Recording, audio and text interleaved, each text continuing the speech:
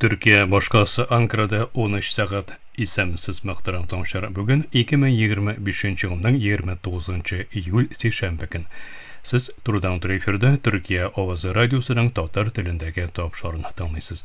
Bizim programma 16 metrlik kıskadılkının 17.615 kg sıçlığından Türksat 3A hem Türksat 4A yarışları bilen 3 tapkır w.trtdinna.com internet adresi aşağı hem kısa telefonlarının TRT Dinna koşumtasından Voice of Türkiye Vod is radyo kanalından topşulu. Topşubuzdan bugünkü çaralışında soңғы haberlerden soň Tatarstan haberleri programması bilen bunlarını bilesizmi yazmasın taqdim eterbiz.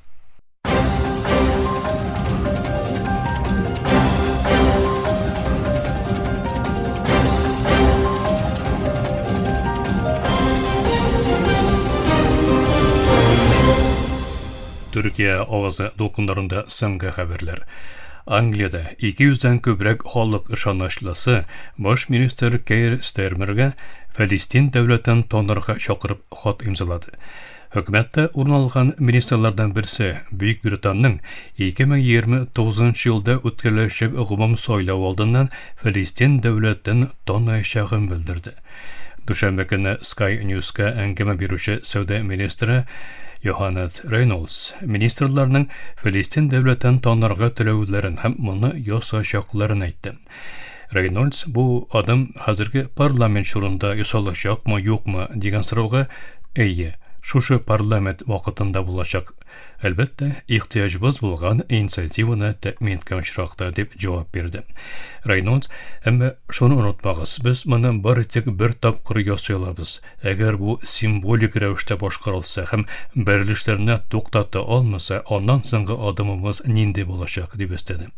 Gazadagi ağır vaziyatga to'xtalib uzgan Reynolds, havadan yerdem taratu meselesinde mınan ara biz kıta olmayız. Nersedir işlerge tiyişbiz. Barabızda kişilikinin jitmevini küre alabız dip iskerti uzdu. Qaybir haberlerge küre Angliya Baş Ministri Keir Starmer hükümetinin qaybir yuqarı dereceli a'zalarinden Filistin devletinden hazıruk tanığı yönelişinde basım küre.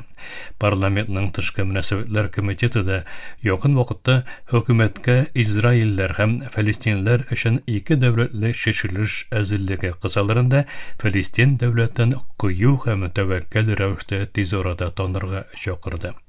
Komitet başlığı Emily Thornberry yasagan bildirüde büyük köp İngiliz vatandaşının hükümetin daimi olarak büyük hem büyük soňga qalıp çaralar görüğü arkasında büyük ümitsizlendiğini aytdı. Starmer üstündeki basımdan başka bir işareti de 200'den köbrek halk ышанычлысының Filistin devletinden tonlarga çakırıp partisiz xatga imza salığı buldu. Şurada İsrail artkan basımga qaramasdan Filistinlerini ötürüge devam etti. Gazze köleminde uyuşturulgan İsrail hücumlarında selametlik soqlı uzakları bildirgence, kim degende 89 Filistinlinin ömrü üzülgen, distelegen kişi de yaralangan. Halkara yarılıqqa uyuşması ise İsrail'nin taktik otunu toqtatuğun ümitsiz derecede yetersiz dep beyeledi hem bunun devam etuşa genosidni yaşırıga yönelgen perde boluğun bildirdi. İsrail, Gazada genosid soğuşun hem bile turib maxsus rəvişdə aç qaldırı siyaseten devam etkende. Avrupa Komisiyası humanitar burşuğullar arkasında İsrail'ne Avrupa Birliği'nin Horizon Europe fenni tekşunu programmasından ölüşçe tıyıp durunu hem Avrupa İnnovasiya Şurası tizlendiricisine erişun şeklevini təqdim etdi. Şul vaqtda AQSh BMO yoqlauçu iki devletli şeçiliş konferensiyasını tağın bir qat kiri qaqdı. Şurаны yalğış vaqtda hem şov maqsadlı bularak beyledi. Bu bildirü berilişlerinde betro turuşlarına ziyan getirdi. 2025 yılda İsrail armiyasında üz-üzüne qol saluvlar artkan. İsrail ejirli medyası 2025 yılda 16 İsrail askerinin üz-üzüne qol saluğunu bildirdi. 2023 yılının oktyabr ayında başlangan Gazze hücumlarından birli ise üz-üzüne qol salgan Yahud harbiylerinin toplam sonu 54'e jetken. Soňgy sonlar 8 актив вазифадагы гаскәрине, җиде алмаштагы запастагы гаскәри белән бер кадрлы гаскәрине үз эченә ала. 2024 елда 21, 2023 елда исә 17 гаскәри интихар иткән. Үз-үзеңә кул салуының артуы биредә Газага җибәрелгән алмаш солдатлар арасында булуы игътибарны җәлеп итә. Якынча 3770 гаскәригә травмадан соңгы стресс диагнозы куелган. Яраланган 19000 гаскәринең 10,000-е психологик ярдәм күрә. Израиль армиясе психик сәламәтлек остаханәләрен оештыра башлады.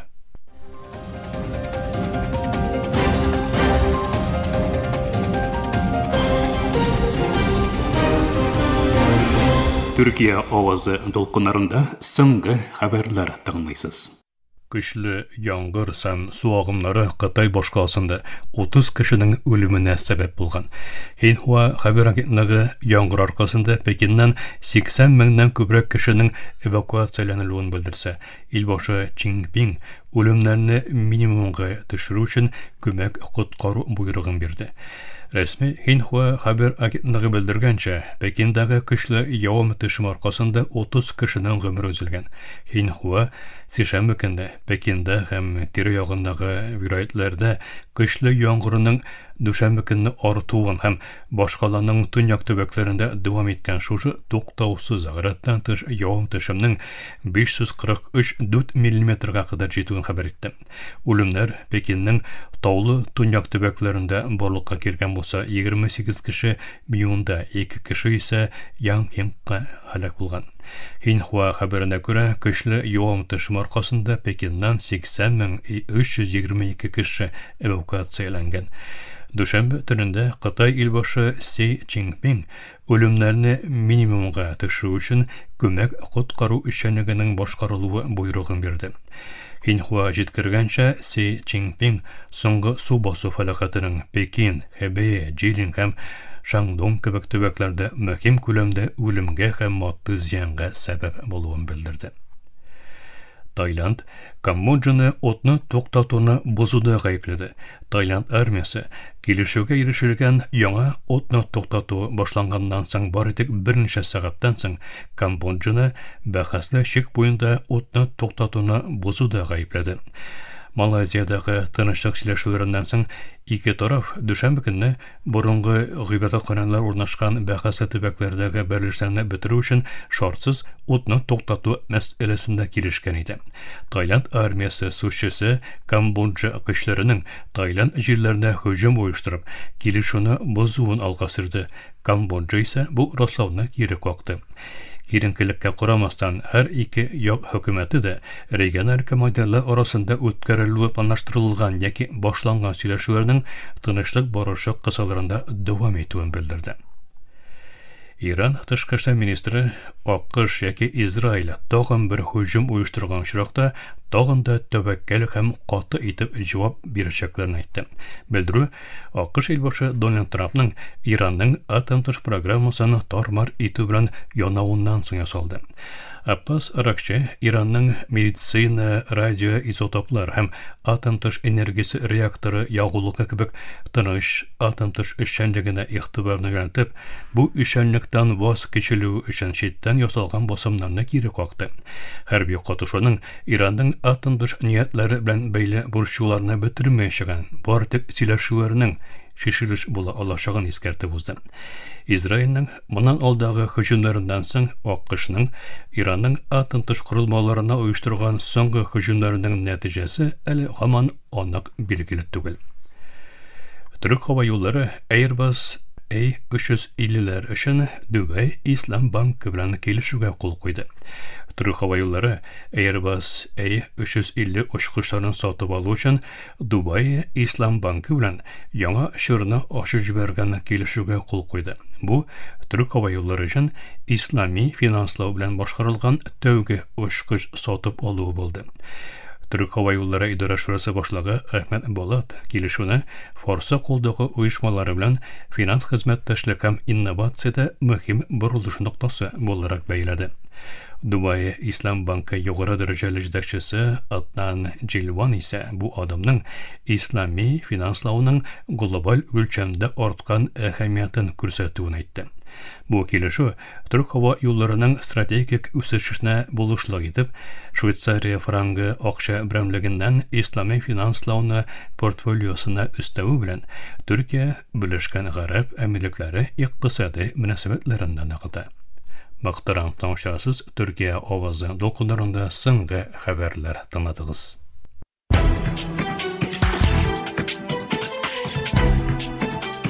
Татарстан хәбәрләре.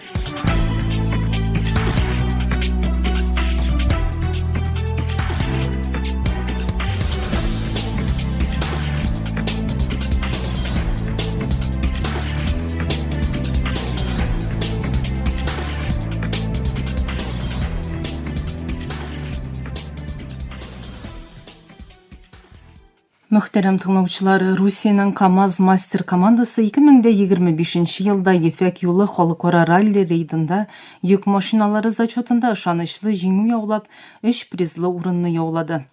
Татарстан Республикасы рәисе Рөстәм Миңнеханов, КамАЗ генераль директоры Сергей Когогин һәм команда җитәкчесе Эдуард Николаев адресына телеграмма җибәреп, предприятие коллективын һәм команда әгъзаларын әлегә уңышлары белән котлады.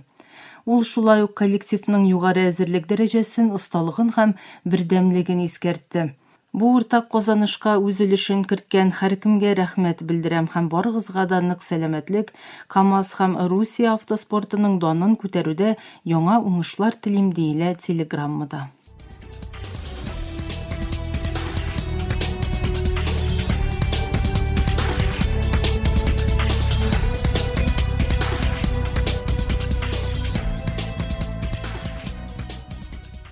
Июльдә Татмедиа янында яңа исем әдәби лабораториясы 5 буын шагыйрьләре бергә дип исемләнгән әдәби чара үткәрде. Биредә фронтовик шагыйрь Фатих Кәрим әсәрләреннән шигъри перформанс тәкъдим ителде, җырлар яңгырады. Чара барышында ТНВ Яңа гасыр телерадио компаниясе генераль директоры, Татарстан Республикасы журналистлар берлеге рәисе һәм Татарстан Дәүләт Советы депутаты Илшат Әминов та фикерләрен ирештерде. Яңа исем иҗат лабораториясы Казан утлары журналы каршында эшләгән әдәби мәктәп. Ул Татарстан рәисе каршындагы татар телен һәм Татарстан рәисе каршындагы татар телен һәм Татарстанда яшәүче халыклар вәкилләренең туган телләрен саклау, үстерү мәсьәләләре комиссиясе ярдәме белән тормышка ашырыла.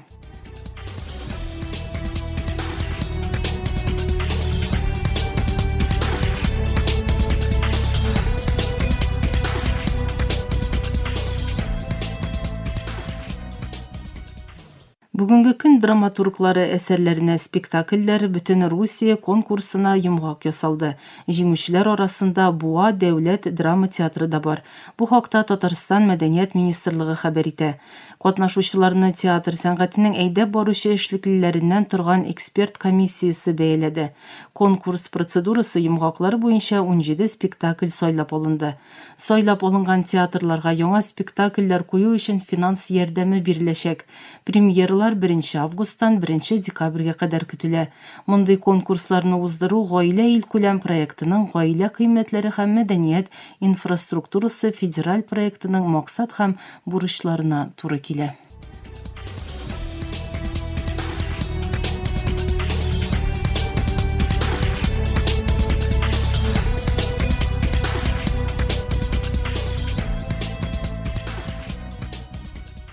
Барнаулда 27-нче Бөтен Русия Шукшин кинофестивале узды. Төп программада тулы метражлы кино категориясында төп бүләк өчен 10 фильм көрәште. Алар арасында Рәүф Кубаевның Телсез күке кинокартинасы да бар иде. Фильм сугышта Совет солдаты Зариф белән фин снайперы Зыятдинның көтелмәгән очрашуы турында сөйли. Бу хакта Татар кино сайтында хәбәр ителә. Телсез күке фильмын Барнаул һәм Бийск шәһәрләрендә бер юлы 4 кинозалда күрсәттеләр. Бөтен Русия Шукшин кинофестивале Алтайда Шукшин көннәре гомуми программасының бер өлеше буларак 1999 елдан бирле уза. Чара 2007 елдан Бөтен Русия фестивале статусына ия, ә 2008 елдан ул әхлак, ул хакыйкать дигән лозунг белән үткәрелә.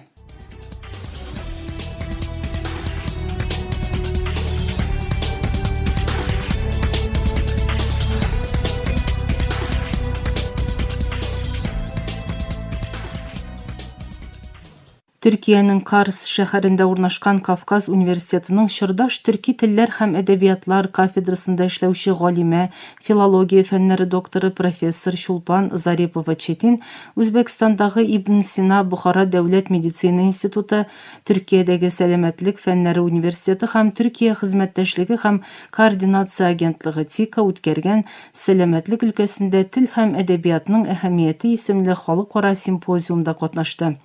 Галимә чыгыш өчен әсәрләре аша татар халкының рухын, милли һәм мәдәни кыйммәтләрен бөтен дөньяга танытуны максат итеп алган. Барлык әсәрләре туган җирен һәм гади, акыллы, юмарт, алтын куллы якташларын сагыну белән сугарылган олуг әдип якташы Мөхәммәд Мәхдиевнең «Торналар төшкән җирдә» повестен сайлаган дип хәбәр итә Татарстан Язучылар берлеге матбугат хезмәте. Мин аның бу әсәренә күптәннән, студент елларымнан бирле гашыйк. Чөнки үзем дә Казан артында бәрәкәтле Арча җирендә туып үстем. Мөхәммәд Мәхдиевнең якташларының урып чәчкән, торналар төшкән Масра басуы әниемнең туган авылы. Минем дә балачакта еш кына җәй көннәрендә әби белән бабай янына кунакка кайтып йөргән Масра авылы басуы, дип сөйли Чулпан Зарипова-Четин. Оның әйтүенчә, шуңа күрә бу повестьта тасвирланган яшәү рәвеше, милли кыйммәтләр һәм авырган вакытта әбиләрнең дәвалау өчен кулланган ысуллары кечкенәдән таныш. Чулпан Зарипова-Четиннең Мөхәммәд Мәхдиевнең «Торналар төшкән җирдә» повестендә халык медицинасы, фитотерапия исемле чыгышы үзбәк, төрек, казак һәм башка илләрдән килгән галимнәрдә зур кызыксыну уяткан, диелә хәбәрдә.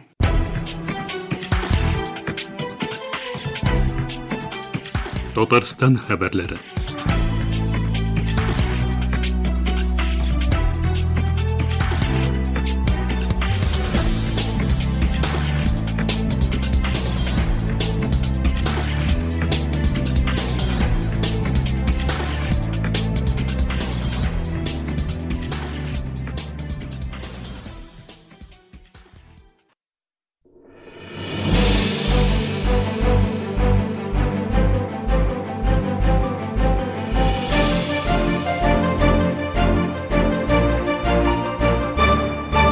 Эфирдә Төркия авазы.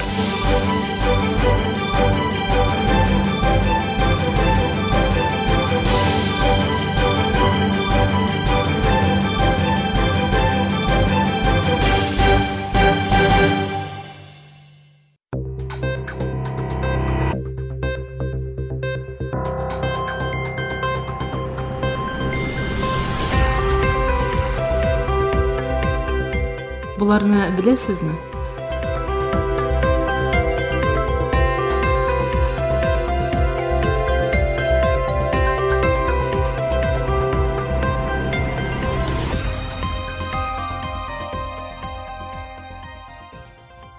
Дөньяның иң зур саркофагларынан берсенең Истанбул археология музеенда саклануын беләсезме?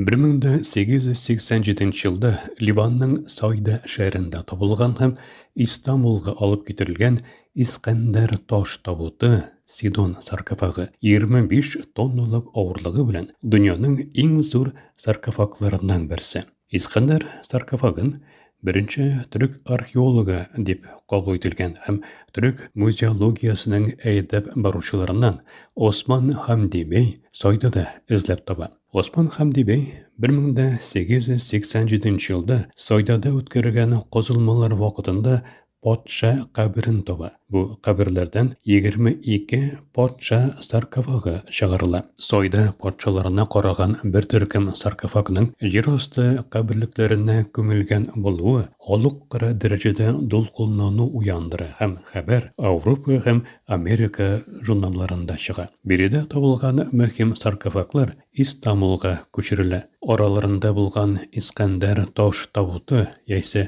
Сидон саркофагы исә археология дөньясының шедеврларыннан берсе булып санала. Саркофаг югары рельеф техникасы, буяулары һәм уникаль матур бизәкләре белән Истанбул археология музееның да иң мөһим әсәрләреннән берсе. Сойда патшасы Абдалло Нимныкы дип уйланган саркофаг безнең эрә кадәр 4нче гасырга карый. Таш тавытның узын якларыннан берсендә борынгы Македониянең патшасы Искәндәр Зөлкарнайның Александр Македониялының фарсылар белән сугышын сурәтләгән рельефлар тора. Саркофагның икенче узын ягында исә достана ау күренеше тасвирланган. Дизайны борынгы грек гыйбадәтханәләрен хәтерләтүче саркофаг Грециянең мәшһүр Пентеликон мәрмәреннән ясалган. Өсте гадәттән тыш рельефлар белән бизәлгән һәм төсләндерелгән саркофагның кем тарафыннан ясалуы беленми. 1999 елда Искәндәр саркофагының оригиналеннән 5%-ка кечерәк булган копиясы Япониянең Кашивазаки касабасындагы төрек авылында күрсәтелү өчен Төркиядә ясалып, Япониягә җибәрелә. Саркофагның шулай ук оригиналеннән 5%-ка кечерәк башка бер копиясы исә 2014 елда Өскөптә Скопьеда ачылган Македония милли археология музеенда саклана.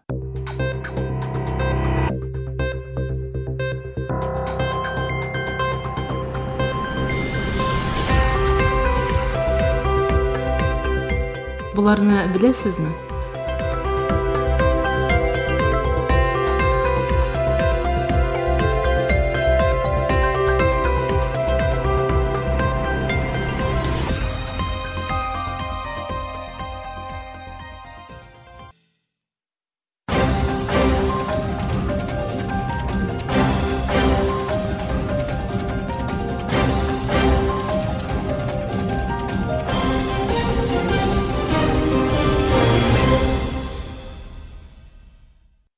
Мактарам таңышар.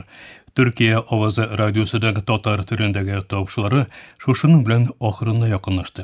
Безнең программа һәр көн Төркия һәм Казан вакыты белән көндезге сәгать 1дә 16 метрлы кыска тулкынның 17615 кГц эшлегеннән Төрксат 3А һәм Төрксат 4А ярышны белән 3 тапкыр w.trt.dinna.com интернет адресы аша һәм кесе телефоннарының TRT Dinna тыңна кушымтасыннан Voice of Turkey Вот East радио каналынан тапшыла.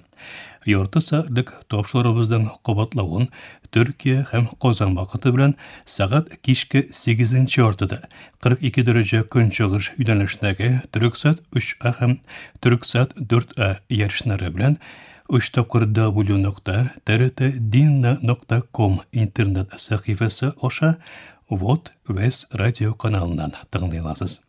Әлегә без сезнең белән саубуллашабыз, эфирдә киләсе очрашуга кадәр.